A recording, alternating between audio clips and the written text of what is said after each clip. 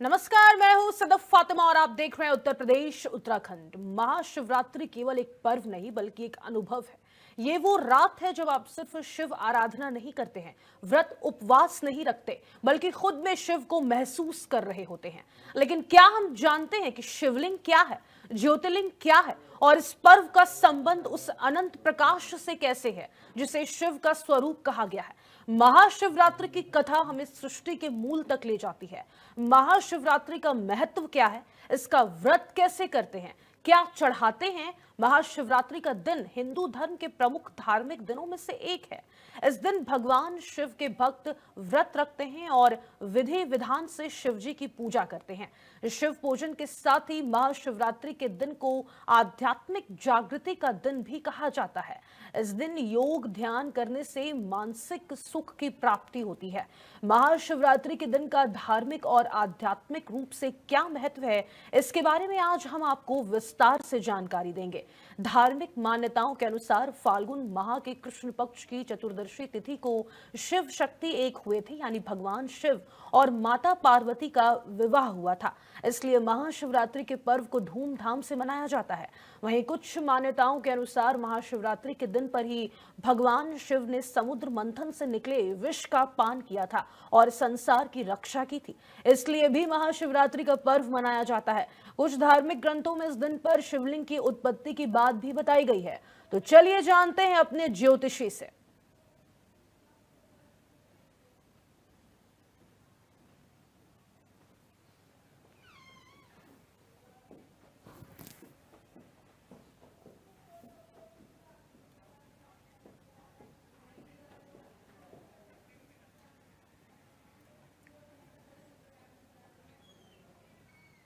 और हमारे साथ बातचीत करने के लिए डॉक्टर आदित्य पांडे, ज्योतिषी महामहोपाध्याय, हमारे साथ जुड़ चुके हैं। डॉक्टर आदित्य जी, बहुत स्वागत आपका इंडिया न्यूज उत्तर प्रदेश उत्तराखंड पर।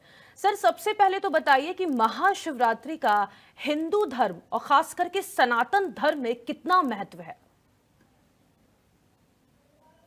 ओम नमः शिवाय। आपको भी महाशिवरात्रि की हार्दिक शुभकामनाएं। सबसे पहले तो महाशिवरात्रि की जो बात आती है तो ये वो रात है जब देवों के देव महादेव हलाहल विष को धारण किए थे। ये वही रात है जिस दिन मैया पार्वती के संग उनका विवाह हुआ था, और ये वही रात है जब माना जाता है कि ज्योतिर्लिंग रूप में वो शक्तिपुंज के रूप में प्रकट हुए थे। तो इसलिए देवों के देव महादेव का पूजन वैसे तो हम हर शिवरात्रि को करते हैं, परंतु फागुन मास की ये तिथि विशेष रूप से बहुत महत्वपूर्ण है। बिल्कुल, बहुत ज्यादा महत्वपूर्ण हो जाती है। और क्यों मनाई जाती है, जरा हमारे दर्शकों को ये बताइए। महाशिवरात्रि का पर्व खासकर इतना उत्साह के साथ क्यों मनाया जाता है और सनातन धर्म में इसका विशेषकर महत्व क्या है, ये भी बताइए जरा। सबसे पहले तो हम इसलिए मनाते हैं क्योंकि जैसे जब लोगों के यहाँ मैरिज एनिवर्सरी होती है तो मनाते हैं ना, तो यहाँ पे हम मनाते हैं अपने बाबा की मैरिज एनिवर्सरी मैया पार्वती के साथ। और हम साथ में ये वो रात मनाते हैं जबकि हलाहल विष को पीने के बाद भी देवों के देव महादेव ने अपने शरीर में पूरा विष कंठ में धारण कर लिया और कहलाने लगे नीलकंठ। यही वो रात थी जब देवों ने, सभी देव ने, दानव ने, यक्ष गंधर्व भूत पिशाच चांडाल राक्षस सभी योनि के लोगों ने आकर के रात भर नृत्य गान किया था ताकि महादेव को उस समय निद्रा ना आ जाए। और उसका लाभ हमें ये मिला कि आज भी संसार में जो नेगेटिव एनर्जी है उसको अकेले कंट्रोल करने वाले एक ही देवता हैं, देवों के देव महादेव। डॉक्टर आदित्य जी, इस साल महाशिवरात्रि की क्या विशेषताएं रहने वाली है, कौन सा शुभ योग बन रहा है, हमारे दर्शकों को बताइए। सबसे अच्छी बात तो यह है कि महाशिवरात्रि रविवार और सोमवार की संधि काल में है, यानी कि जब रात्रि होगी 12 बजे तो उस समय सोमवार लग जाएगा और रविवार को होगी। भद्रा से युक्त है। भद्रा का जब नाम आता है तो लोग सोचते हैं भद्रा हमेशा बुरी होती है, परंतु भद्रा भगवान शिव की शिष्या मानी गई है। ऐसे में भद्रा से युक्त होना भी इस त्योहार को और ज्यादा शक्तिशाली बना रहा है। साथ ही अगर बात करें तो इस दिन बन रहा है सर्वार्थ सिद्धि अमृत योग, जो कि बहुत ही शुभ कारक है। इसलिए ओवरऑल कह सकते हैं कि महाशिवरात्रि सभी हर तरह से नेगेटिव एनर्जी को दूर करने वाली है। और महाशिवरात्रि का जो व्रत है वो कब से कब तक रखा जाए, इस पर भी जरा हमारे दर्शकों को जानकारी दीजिए। जब हमारे प्रभु का हमें पूजन करना है तो हमें अपने शरीर को शुद्ध रखना है, मन को शुद्ध रखना है। जी। ऐसे में हम करते हैं व्रत, और व्रत का जो प्रारंभ है वो सूर्योदय के समय से ही शुरू हो जाता है। यहाँ पर थोड़ा थोड़ा लोगों में अपना मत अलग अलग है। कुछ लोग कहते हैं कि रुद्राभिषेक के बाद आप पारण कर सकते हैं। हम्म। हालांकि धर्म सिंधु और निर्णय सिंधु कहता है कि जो भी वृद्ध लोग हैं या बच्चे हैं हम्म। या जो रोगी हैं उनके लिए ये नियम लागू नहीं होते। बाकी भक्तों को चाहिए कि जब तक बाबा का अभिषेक न कर लें तब तक कोशिश करें कि किसी प्रकार का भी भोजन ग्रहण न करें, सिर्फ जल ले सकते हैं। और जैसे ही हमारे बाबा को वो अर्पित कर दें बेलपत्र और चढ़ा दें 1 लोटा गंगा जल, उसके जी। बाद में आप भी भोजन ग्रहण कर सकते हैं। अब देखिए कोई ना कोई जो त्योहार आता है ऐसे में राशियों को भी बहुत ज्यादा यहाँ पर कुछ ना कुछ दे के जाता है। तो महाशिवरात्रि का जो पर्व है वो किस राशि के लिए सबसे ज्यादा इस साल फलदायी रहने वाला है, डॉक्टर आदित्य जी? देवों के देव महादेव के बारे में कहा जाता है भावो मेट सकत त्रिपुरारी, यानी ये इकलौते ऐसे देवता हैं जिनके पास शक्ति है भाग्य को बदलने की। तो इसलिए अगर इनके पूजन की बात करें तो 12 राशियों के लिए, आप किसी भी राशि में जन्मे हो, आपके लिए महाशिवरात्रि का त्योहार हमेशा ही अच्छा है। पर हाँ, अगर आपको विशेष रूप से कुछ लाभ चाहिए, जैसे कि अगर आपके घर में आर्थिक किल्लत है, थोड़ा सा टाइटनेस है पैसे की, जी। तो कोशिश करिए कि गन्ने के रस से अभिषेक करिए। अगर आपके घर में स्वास्थ्य संबंधी प्रॉब्लम है, मरीज ज्यादा है, बीमारियां घर करे हुए हैं, तो फिर इस बार ध्यान रखिएगा कि थोड़ी सी मिश्री मिलाकर अभिषेक करें। और बिल्कुल। अगर घर में संतान होने में बाधा है, लगता है कि संतान उत्पत्ति में बाधा है, तो फिर अनार के रस से बाबा का अभिषेक करिए। इसी और प्रकार अलग जी, अलग और भी रस हैं जिनका प्रयोग किया जा सकता है। आप कहेंगे तो मैं जानकारी दे दूंगा। बिल्कुल जानकारी दीजिए, क्योंकि आज हमारे जो दर्शक हमारे साथ जुड़े हुए हैं, इस बार का महाशिवरात्रि उनके लिए कितना खास रह सकता है, हमारे इस खास पेशकश से जानेंगे। और साथ ही साथ डॉक्टर आदित्य जी ये भी जानकारी दीजिए कि इस बार महाशिवरात्रि पर पूजा का जो मुहूर्त है वो क्या रहने वाला है? जी बिल्कुल दूंगा। सबसे पहले तो ये है कि अगर शिव जी के पूजन की बात की जाए तो आप किसी भी समय कर सकते हैं, परंतु त्योहार का नाम है महाशिवरात्रि, यानी कि वो रात जो कि भगवान शिव के लिए डेडिकेटेड है। इसलिए पूजन का जो सबसे शुभ मुहूर्त है वो सूर्य अस्त के बाद शुरू होता है। और बेस्ट ऑफ द बेस्ट मुहूर्त है महानिशीत काल में, यानी रात्रि 11:42 से मध्य रात्रि तक चलेगा। ये सबसे अच्छा मुहूर्त है। परंतु शिव जी के पूजन में बार बार मैं यही कहता हूं कि शिव जी को सिर्फ अभिषेक पसंद है, और शिव इकलौते ऐसे देवता हैं जो रीतियां मेथड से बाहर हैं। वैसे तो इनके पूजन करने के लिए 16 जो विधान है, जिसको हम षोडश उपचार कहते हैं, वो भी किए जाते हैं, परंतु बाबा शिव प्रसन्न हो जाते हैं सिर्फ 1 लोटा गंगा जल से और 1 बेलपत्र चढ़ाने से। इसलिए बस आपको ध्यान ये रखना है कि जिस समय आप पूजन कर रहे हैं आपका मन पवित्र हो, आपके भाव पवित्र हो, और आपके विचार जो हैं उनमें तनाव ना हो। पूरे भाव से, मन से बाबा की पूजा करिए और बाबा का आशीर्वाद जरूर प्राप्त होगा। बेलपत्र के बारे में तो ये कहते हैं कोटि कन्या महादानम एक बिल्वम शिवार्पणम, यानी कि 1 करोड़ कन्यादान का लाभ सिर्फ 1 बेलपत्र चढ़ाने से मिल सकता है। और अगर आप चाहते हैं कि आपके घर में जो पारिवारिक क्लेश का वातावरण है या तनाव का वातावरण है, तो उनके लिए मैं कहता हूं कि वो लोग सप्तधान्य अवश्य चढ़ाएं। और जो कोर्ट कचहरी के मामले से परेशान है, उनको चाहिए कि गन्ने के रस में साथ में दूध मिला करके चढ़ाएंगे बाबा शिव को, तो फिर उनको जल्दी से जल्दी लाभ मिलेगा। और आदित्य जी इस बार व्रत रखने पर कोई खास नियम भी क्या है क्या जिसका पालन जरूरी है करना? और व्रत में कारण यह है कि बाबा हमारे भाव के भूखे हैं। ऐसे में हमें 3 चीजों का बहुत ध्यान रखना चाहिए। पहला, कि जब आप व्रत करते हैं तो फिर घर में क्लेश का वातावरण नहीं होना चाहिए। दूसरा, कोशिश करें कि घर को बिल्कुल साफ सुथरा रखें। तीसरा, जब आप स्वयं पूजन करने बैठ रहे हैं तो आपके वस्त्र बिल्कुल साफ हो, आपके पास कोई भी नुकीली वस्तु ना हो।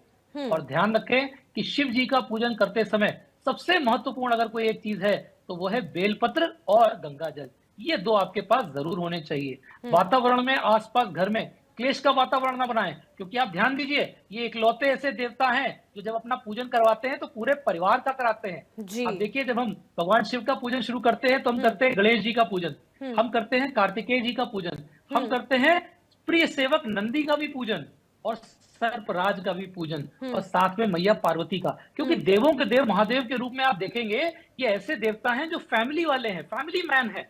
बाकी आप किसी भी देवता का पूजन करिए, आप देखेंगे जी। जब बिहारी जी का पूजन होता है तो खाली बिहारी जी का होता है, हम्म परंतु शिव जी की एक खासियत है, ये अकेले पूजन नहीं कराते, अपने गणों का, अपने प्रिय सेवक का, अपने पुत्र का, अपनी पत्नी का, सबका सम्मान होता है और आखिरी में होता है रुद्राभिषेक।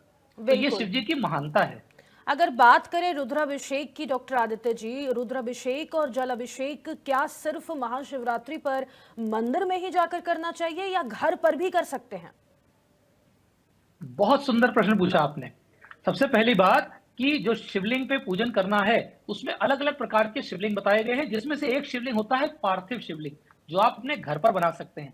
और एक बहुत बड़ा वहम लोगों के बीच में है कि घर पर शिवलिंग रखें कि नहीं, घर पर अभिषेक करें कि नहीं। आप बिल्कुल कर सकते हैं अपने घर पे भी पूजन। सनातन धर्म कहता है कि साधारण गृहस्थ परिवार अंगुष्ठ यानी अंगूठे के साइज का अगर शिवलिंग अपने घर पे रखता है जी। तो वो इसका दैनिक पूजन कर सकता है। और रही बात भगवान जी पे अर्पित करने का बेलपत्र या रुद्राभिषेक, तो आप रोज भी कर सकते हैं। अगर आप शिव तांडव स्तोत्र पढ़ेंगे, जिसके रचयिता लंकेश रहे, महानतम शिव भक्त रहे हैं, तो उन्होंने भी कहा है कि यदि प्रदोष के प्रदोष इस स्तोत्र को पढ़ा जाए और रुद्राभिषेक किया जाए तो फिर ऐसे व्यक्ति को जीवन में किसी भी प्रकार की कमी नहीं हो सकती। साथ ही अगर आपके घर में है शिवलिंग, तो बिल्कुल दिमाग में टेंशन मत लाइए, आप शिवलिंग रखिए और पूजन करिए। और जो शिव भक्त हैं उनके लिए तो मैं कहता हूं जितना बड़ा शिवलिंग रखना हो रख लो, बिल्कुल नहीं डरो। क्योंकि पब्लिक के दिमाग में जो इसके पीछे लॉजिक था कि शिवलिंग बड़ा क्यों नहीं रखना चाहिए, ये लोगों को नहीं पता। लॉजिक सिर्फ ये था कि जब आप शिव जी को बुलाएंगे तो शिव जी के साथ शिव जी के गण भी आएंगे। गण कौन है? भूत, प्रेत, पिशाच, चांडाल, यक्ष, गंधर्व, देव, दानव, मानव। तो लोगों को लगता था कि घर पे शिवलिंग रखेंगे तो भूत प्रेत आ जाएंगे, परंतु इसको मैं बहुत सरल भाषा में समझाता हूँ। अगर आपके पिताजी पुलिस के बहुत बड़े अधिकारी हैं, तो आपके घर में पुलिस वाले आए जाएंगे और आपको पुलिस वालों से डर नहीं लगेगा।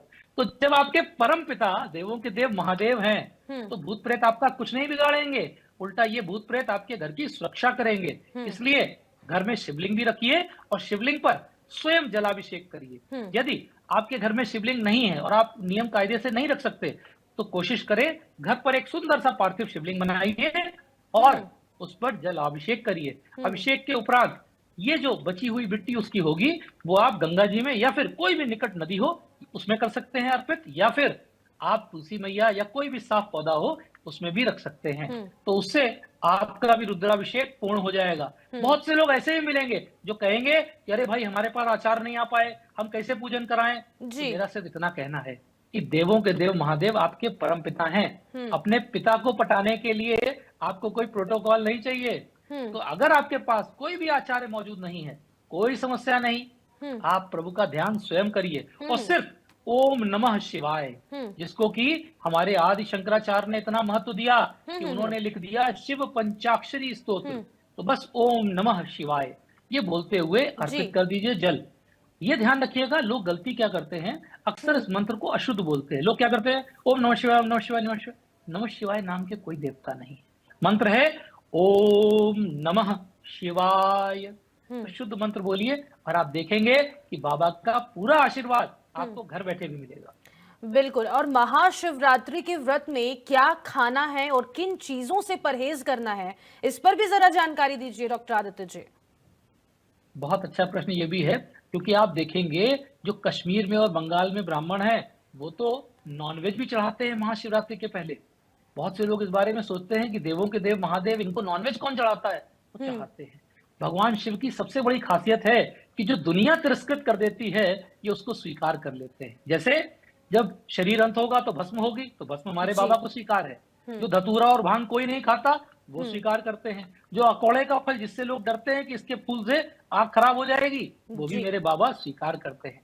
तो इसलिए जब भगवान शिव का पूजन करेंगे तो ध्यान रखेंगे उनको ऋतु फल जरूर चढ़ाएंगे। ऋतु फल में क्या है, कोशिश करेंगे बेल जरूर चढ़ाएंगे, कोशिश करेंगे जो भी आपके पास उपलब्ध फल हैं वो जरूर चढ़ाएं। और पूजन जैसे ही आप पूर्ण कर लें उसके बाद इसको प्रसाद के रूप में अवश्य ग्रहण करें। और ध्यान रखेंगे जो शिव जी पर चढ़ा हुआ जल है उसको अपने नेत्रों पर अवश्य लगाएंगे, क्योंकि ये जो जल है ये बहुत ज्यादा पॉजिटिव एनर्जी से चार्ज हो जाता है। जी। और इन दिनों सबसे ज्यादा किन चीजों का दान करना चाहिए जिससे आपको विशेष पुण्य का लाभ हो? देवों के देव महादेव औघड़दानी कहे गए हैं, इसलिए आपके पास जो भी उपलब्ध सामग्री है, कोशिश करें किसी नीडी व्यक्ति को, यहाँ पे ध्यान रखिएगा मैंने किसी जाति विशेष का नाम नहीं लिया या जी जी। ब्राह्मण को दान दे, कोई भी व्यक्ति जो नीडी हो उसको दान अवश्य करें। महाशिवरात्रि में ध्यान रखें, ये वो पशुपतिनाथ हैं जो देवों के भी हैं तो दानवों के भी हैं, कीट के हैं तो पतंग के हैं, पक्षी के हैं तो पेड़ के भी हैं, सबके देवता हैं, तभी इनको पशुपतिनाथ कहा जाता है। मैं हमेशा बोलता हूं कि दुनिया की सबसे पुरानी सभ्यता सिंधु घाटी की है और वहां पर पशुपतिनाथ मिले थे, वहां कोई और देवता नहीं मिले थे, इसीलिए ये आदि देवता हैं। जब भी इनके लिए दान करना हो, आप दिल खोल करके सभी चीजों का दान कर सकते हैं। जो भी भगवान शिव जी को आपसे सम्मान अर्पित करिए, आप वो दान कर सकते हैं। विशेष रूप से अगर धोती, अंगोछा ये दान करते हैं तो फिर आपकी कुंडली में शुक्र भगवान का आपको लाभ मिल जाता है। जो लोग परेशान है राहु केतु से, इनके लिए मैं कहता हूं कि थोड़ी सा शमी पत्र, थोड़ी सी दूर्वा चढ़ा दो भगवान जी को और ओम नमः शिवाय का 108 बार जाप कर लो। राहु और केतु ग्रह दोनों आपके फेवर में आ जाएंगे। और स्वास्थ्य और मानसिक शांति की अगर हम बात कर लें तो कौन सा जप करना चाहिए खास करके महाशिवरात्रि में? अगर आपके मन में बहुत सारे नकारात्मक विचार आ रहे हैं, आपके घर में डिप्रेशन की स्थिति है, तो भगवान शिव जी का एक निर्वाण अष्टक स्तोत्र है, इसका पाठ बहुत अच्छा होता है। फिर भी अगर कोई बहुत लंबा प्रोसेस नहीं मालूम तो ओम नमः शिवाय ओम नमः इस मंत्र को 108 बार बोल लीजिए या अधिक बार बोल लीजिए, तो आप देखेंगे आपको मानसिक शांति मिलेगी। क्योंकि जो ओंकार बिंदु संयुक्तम कहे जाते हैं वो है देवों के देव महादेव। साथ ही जिनको मानसिक तनाव है उनको चाहिए कि थोड़ा सा समुद्र फेन ले लें, उसको जल में मिला करके बाबा शिव को अर्पित कर दीजिए। आप देखेंगे कि आपको सभी प्रकार के मानसिक कष्टों से तुरंत राहत मिलेगी। बिल्कुल। अगर बात कर लें युवाओं की डॉक्टर आदित्य जी, तो खास तौर पर आजकल के यंगस्टर्स में देखा जा रहा है कि करियर और नौकरी को लेकर बहुत ज्यादा डिप्रेस्ड रहते हैं, तो उनके लिए जरा बताइए कि महाशिवरात्रि के दिन विशेषकर उनको क्या कुछ करना चाहिए कि डिप्रेशन से वो बाहर निकल पाए? आजकल के युवाओं के लिए तो आपने बहुत बढ़िया प्रश्न पूछा है, क्योंकि इनके लिए मैं 2 संदेश दूंगा। पहला तो ये कि जिससे वो डिप्रेशन और करियर में जो स्ट्रेस आ रहा है उससे बाहर निकले, उनके लिए सबसे बढ़िया तरीका है कि वो कोशिश करें 11 बेलपत्र लें और हर एक बेलपत्र पर ओम लिखे चंदन से और ये भगवान शिव जी पर चढ़ा दे। यदि संभव हो तो देवों के देव महादेव, उनके लिए आपके पास एक स्तोत्र है जिसे हम कहते हैं द्वादश ज्योतिर्लिंग स्तोत्र। इस द्वादश ज्योतिर्लिंग स्तोत्र का भी आप जो है पाठ कर सकते हैं। यदि वो संभव ना हो तो 12 ज्योतिर्लिंग का नाम एक एक करके पढ़ लें। एक चीज मैं और बोलता हूँ, देवों के देव महादेव को मैं परफेक्ट कपल बोलता हूँ। आज एक ऐसा दिवस है जिसमें अंग्रेज लोग कहते हैं कि ये प्रेम का दिवस है। मैं कहता हूँ कि सनातन धर्म में प्रेम का सिर्फ एक दिवस है और वो है महाशिवरात्रि, क्योंकि यहाँ पर पार्वती विवाह करती है शिव से। दोनों का जीवन शैली बिल्कुल एक्सट्रीम अलग है, एक रानी और एक औघड़दानी वनवास में रहने वाला, और उसके बावजूद आप देखेंगे कि दोनों की जो कंपैटिबिलिटी है वो परफेक्ट है। तो आजकल के युवाओं को जिनकी मैरिड लाइफ में तनाव आ रहा है या जिनके पर्सनल रिलेशन तनावपूर्ण हो रहे हैं, उनको शिव जी पर, और जिनके विवाह नहीं हो रहे उनके लिए भी बता दीजिए, जो अपने जिनके रिश्ते नहीं हो पा रहे हैं उनके लिए क्या है? ऐसे बहुत से बच्चे हैं जिनके विवाह में बाधा आ रही है, माता पिता बहुत परेशान है, शादी हो ही नहीं पा रही। उनको चाहिए कि यदि संभव हो तो गौरी शंकर रुद्राक्ष भगवान शिव जी के विग्रह पर चढ़ा दें और 108 बार ओम नमः शिवाय का पाठ कर लें। उसके बाद ये गौरी शंकर रुद्राक्ष धारण कर लें। 1 वर्ष के अंदर न सिर्फ उन्हें मन माफिक वर वधु प्राप्त हो जाएगी, परंतु साथ ही ये भी गारंटी है कि मैरिड लाइफ बहुत अच्छी होगी।